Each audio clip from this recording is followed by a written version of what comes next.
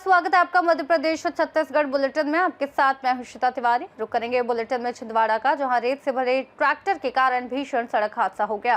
साथ ही बातों की दतिया की, जहां प्रशासन ने राजस्व प्रकरणों के पालन और शासकीय आदेशों के प्रभावी कार्यान्वयन के लिए बड़ी कार्रवाई की है। ऐसी ही तमाम खबरों पर विस्तार से करेंगे चर्चा। मध्य प्रदेश पंचायत और ग्रामीण विकास विभाग अधिकारी कर्मचारी संयुक्त मोर्चा ने जिला पंचायत सीईओ अभिषेक सराफ के खिलाफ लामबंद होकर 2 मार्च से अनिश्चितकालीन हड़ताल की चेतावनी दी है। संगठन का आरोप है कि सीईओ कर्मचारियों के साथ अभद्र व्यवहार और मानसिक प्रताड़ना कर रहे हैं और दबाव बनाकर वेतन कटौती कर रहे हैं। शुक्रवार को मोर्चा के पदाधिकारियों ने कलेक्टर को ज्ञापन सौंपकर ट्रांसफर की मांग की और चेताया कि यदि मांग पूरी नहीं हुई तो हड़ताल शुरू की जाएगी।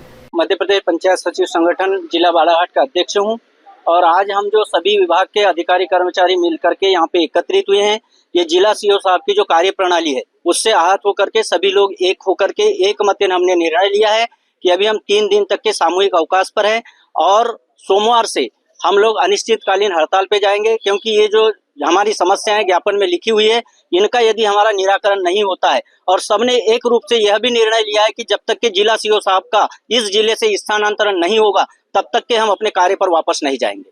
ऐसी क्या समस्याएं हैं आन पड़ी कि आपको आंदोलन करना पड़ा और हड़ताल पर जाने की बात कर रहे हैं? ये परिस्थिति ऐसी निर्मित हुई कि हम लोग इतने लंबे अरसे से देख रहे हैं कि समय बेसमय वीसी लेना, प्रतिदिन वीसी लेना, कार्य का टारगेट बनाना, जैसी सीएम हेल्पलाइन जैसी चीजें हैं उनको संतुष्टिपूर्वक बंद कराने का दबाव बनाया जाता है। जबकि किसी व्यक्ति को यदि कोई समस्या है और यदि वो समाधान उसका नहीं होगा तो वो जरूरी नहीं है कि वापस ले या ना ले, हमारा काम रहता है प्रयास करना। लेकिन इनका रहता है कि आप कुछ भी करो लेकिन समस्या का समाधान आपको संतुष्टिपूर्ण बंद कराएं।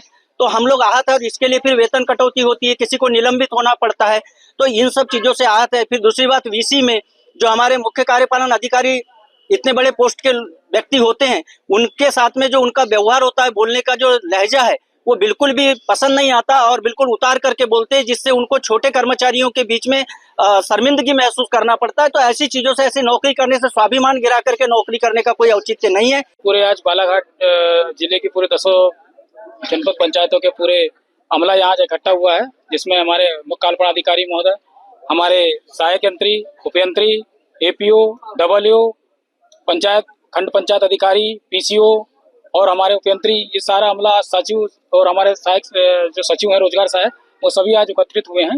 एकत्रित होने का कारण हमारा ये है कि जिला पंचायत बालाघाट के जो मुख्य कार्यपालन अधिकारी हैं हमारे, उनके द्वारा इस प्रकार से जो डेली वीसी लेकर के जो मानसिक प्रताड़ना हमें दी जा रही है, उस वीसी के कारण से हम लोग जो है रोज रोज मानसिक और आर्थिक रूप से प्रभावित हो रहे हैं। मानसिक रूप से ये है कि जब वीसी हमारी चालू होती है, किस प्रकार का समीक्षा करते करते जो भाषा होती है हमारे महोदय की, वो इतनी अमर्यादित तरीके से होती है कि छोटा और बड़ा नहीं देखा जाता है। कई वरिष्ठ अधिकारियों की भी उसमें जो है सम्मान को नहीं देखा जाता है और उनको जो है वहाँ पे इस प्रकार से बेइज्जत किया जाता है कि वे भी अपने आप में शर्मिंदगी और निराशा व्यक्त करते हैं। बालाघाट से सी न्यूज संवाददाता विशाल महानंद की रिपोर्ट। जन्नादेव विशाला रोड पर रेत से भरे ट्रैक्टर के कारण भीषण हादसा हुआ। तेज रफ्तार ट्रैक्टर ट्रॉली क्रमांक MP 28 AC 9354 चला रहे मंसूर राम निवासी काकरी ने सड़क पर एक गाय को ठोकर मार दी, जिससे गाय गंभीर रूप से घायल हो गई। जन्नादेव के कट्टा नदी से चल रहे अवैध रेत उत्खनन के चलते रोजाना कई रेत भरे ट्रैक्टर तेज रफ्तार से गुजरते हैं। हादसे की सूचना ग्रामीणों ने तुरंत पुलिस और तहसीलदार को दी। मौके पर जन्नादेव पुलिस के मुकेश डोंगरे, राम अवतार तिवारी, नितेश पाल और राजस्व विभाग की टीम, RI राहुल कबीरिया, पटवारी संजय कुशवाहा, शत्रुघ्न सिंह, शरद शर्मा पहुंची और कार्रवाई की। हालांकि शिकायत है कि रेत माफिया शासन को जुर्माना भरकर आसानी से बच जाते हैं। प्रशासन से आग्रह किया गया कि ऐसे रेत ट्रैक्टरों पर प्रभावी कार्रवाई की जाए ताकि अवैध रेत उत्खनन पर रोक लगाई जा सके। फिलहाल हादसे के बाद क्षेत्र में रेत माफियाओं के खिलाफ हड़कंप मचा हुआ है। जन्नादेव छिंदवाड़ा से सी न्यूज संवाददाता वीरेंद्र अग्रवाल की रिपोर्ट।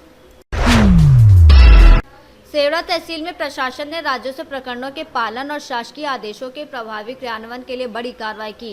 कलेक्टर स्वप्निल वानखेड़े के निर्देश पर SDM अशोक अवस्थी, SDOP अजय चंदना और तहसीलदार राजेंद्र जाटव के नेतृत्व में राजस्व पुलिस की संयुक्त टीम ने लगभग 20 बीघा में खड़ी सरसों की फसल को कुर्क कर जब्त किया। कार्रवाई के दौरान थाना प्रभारी अथरेटा नरेंद्र राजपूत और भगवापुर शाकिर अली अपनी अपनी टीम के साथ मौके पर पहुंचे। राजस्व अधिकारियों ने बताया कि कुर्की से पहले नोटिस और वैधानिक प्रक्रिया पूरी की गई थी। प्रशासन ने स्पष्ट किया कि शासकीय आदेशों की अवहेलना या राजस्व देयताओं के भुगतान न करने पर भविष्य में भी सख्त कार्रवाई जारी रहेगी। इस कार्रवाई से क्षेत्र में हड़कंप मचा, लोगों में प्रशासनिक निर्देशों का पालन करने की जागरूकता बढ़ी। दतिया से सी न्यूज़ संवाददाता नितिन दांतरे की रिपोर्ट। भाजपा पिछड़ा वर्ग मोर्चा की जिला कार्यकारिणी का विस्तार किया गया, जिसमें वरिष्ठ नेताओं के अनुभव और युवाओं के उत्साह का संतुलित समावेश किया गया। इस कार्यक्रम में जिला अध्यक्ष तेखन सिन्हा की सक्रिय भूमिका और समन्वय को कार्यकर्ताओं ने सराहा। उन्होंने बताया कि संगठन का विस्तार आगामी चुनावों को ध्यान में रखते हुए किया गया और युवाओं को जिम्मेदारी देकर पार्टी की रीति नीति को घर घर तक पहुँचाने का लक्ष्य रखा गया। भारतीय जनता पार्टी दृष्टिकोण से ओबीसी मोर्चा एक अति महत्वपूर्ण मोर्चा है और लगातार ओबीसी मोर्चा भारतीय जनता पार्टी के विचारधारा के साथ में और विष्णु जी की सरकार और माननीय प्रधानमंत्री नरेंद्र मोदी के साथ ओबीसी मोर्चा हमेशा खड़ी है और इसी को ध्यान में रखते हुए ओबीसी मोर्चा एक महत्वपूर्ण मोर्चा है। इसी को ध्यान में रखते हुए जिले की कार्यकारिणी आज हमने किया है और सभी उत्साहित साथियों को अवसर मिला है, योग्य कार्यकर्ताओं को जिले में काम करने का अवसर मिला है। अभी बहुत जल्द भारतीय जनता पार्टी के मंडलों में ओबीसी मोर्चा का विस्तार होगा। किस युवा आपके पीछे खड़े हैं, साथ में लेके चल रहे हैं, किस तरह का संकल्प लेके आने वाले भविष्य को लेके चलते हैं? देखिए, देश में एक बड़ा तबका युवाओं का है और ओबीसी मोर्चा जैसे महत्वपूर्ण मोर्चा में भी युवाओं को अवसर मिला है। ये हमारे लिए बहुत ही हर्ष का विषय है और गौरवान्वित महसूस करने वाला विषय है कि युवाओं को भी ओबीसी मोर्चा जैसे महत्वपूर्ण मोर्चा में काम करने का अवसर भारतीय जनता पार्टी के शीर्ष नेतृत्व ने, जिला अध्यक्ष जी ने हम सबको ऐसे महत्वपूर्ण मोर्चा में काम करने का अवसर मिला। चैलेंजिंग क्या लगता है इस चीज़ों में?